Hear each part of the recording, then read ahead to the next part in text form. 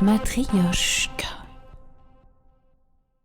Donc Aldo Naori nous raconte que sa mère lui a transmis l'art du conte et que lui-même l'a transmis à ses enfants. En soi, ça pourrait paraître sympathique, mais anecdotique. Alors qu'en réalité, c'est vital. Mais comment expliquer que ce soit si important de raconter des histoires ? Ah, c'est extraordinaire, parce que l'enfant, très tôt, d'accord, à partir de l'âge de 10 mois, est très profondément travaillé par l'angoisse de mort. Matryoshka.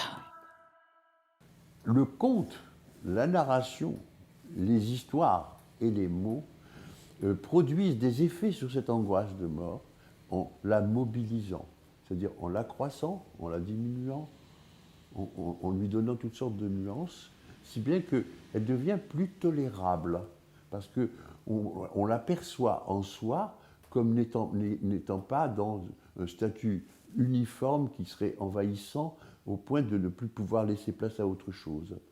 C'est ça, la finalité du conte, la finalité de la narration. Et en même temps, justement, le conte est porteur d'un enseignement sur ce qu'il en est des lois de la vie. Tout comme les aphorismes de ma mère étaient une manière comme une autre de dire voilà comment ça se passe dans l'existence. C'est-à-dire que c'est une forme de pédagogie du monde dans lequel on se trouve. Je veux dire que moi j'ai tellement entendu dans ma vie cet aphorisme qui était si tu n'as pas ce que tu aimes, aime ce que tu as, si vous voulez, que vraiment il m'a aidé tout le temps. Je veux dire que je faisais contre mauvaise fortune bon cœur en quelque sorte. Et ça a été un apprentissage extrêmement utile. Si vous voulez, ça m'a permis de rentrer dans le système transactionnel, dans l'acceptation de l'autre, dans ceci, dans cela. Donc ce sont des enseignements qui sont apportés par la succession des générations. Et là, on est encore en pleine transmission. Matryoshka. Vous parliez de l'angoisse, Oui. l'angoisse dès l'âge de 10 mois, l'angoisse de la mort. Oui. Aujourd'hui, on est dans une société où il est particulièrement vrai que tout le monde a cette angoisse de la mort comme si on avait tous 10 mois, comme si le monde arrivait à sa fin demain. Une peur de fin. Là, c'est bien là le conflit entre les parents que nous sommes et l'environnement. Dans l'environnement, si vous voulez, il y a quelque chose qui s'est produit depuis la guerre de 39-45, qui est qu'on a tabouisé la mort, alors qu'elle n'était pas taboue avant. C'est-à-dire que quand il y avait un décès, on mettait des draps sur les immeubles, les gens fermaient leurs boutiques au passage du corbillard, la mort faisait partie de la vie. Et une des façons subtiles que l'on a de l'avoir tabouisée, c'est la manière dont elle est devenue un rien du tout pour tout le monde. C'est devenu une sorte de jeu, on est revenu comme les enfants. Tcha, tcha, je te tue, tcha, tcha. Rendez-vous compte, les chiffres sont parlants.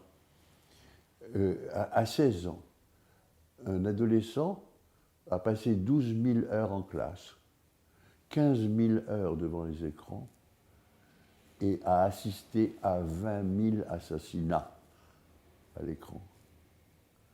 Donc si vous voulez, quand vous voyez des films dans lesquels on arrose et tout le monde, c'est rien.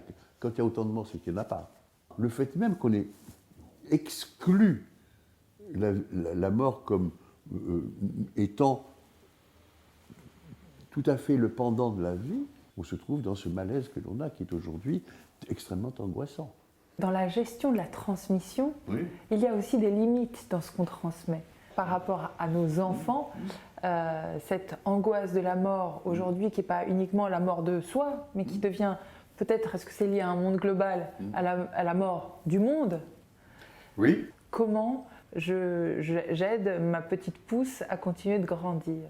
Je lui dis simplement que, de la même manière qu'elle a raison de me tenir comme responsable de son devenir, parce que je suis sa maman qui sait mieux qu'elle ce qu'il lui faut, parce que je suis plus grande et que j'ai été une enfant et que j'ai grandi, eh bien, de la même manière, il y a des gens qui réfléchissent à tous ces problèmes-là, et qui vont tenter de les résoudre du mieux possible.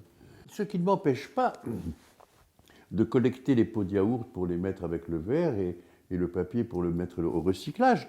qui est une bonne habitude à lui donner, qui est une bonne habitude écologique, mais sans pour autant que je puisse éventuellement assortir mon discours du genre « mais si on ne fait pas ça, il va se passer ceci, il va pas se passer cela ». Je lui fais faire l'économie d'une angoisse qui n'aboutit absolument à rien, qui est gratuite. Matryoshka.